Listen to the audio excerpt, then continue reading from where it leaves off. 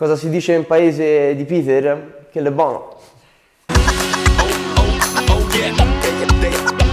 Peter in Florence è una distilleria di gin. Abbiamo voluto realizzare questo progetto qui a Podere Castellare principalmente perché sotto le foreste casentinesi, quindi vicino a dove siamo noi adesso, nasce uno dei ginepri che viene considerato per caratteristiche organolettiche uno dei migliori al mondo. Utilizziamo il digital e il social per raccontare la storia di Peter. Ad esempio raccontiamo delle curiosità sulle botaniche, come può essere la radice del giaggiolo, la radice dell'iris, che veniva utilizzata in passato addirittura da Caterina de' Medici per realizzare tinture madri, quindi come base per la profumeria.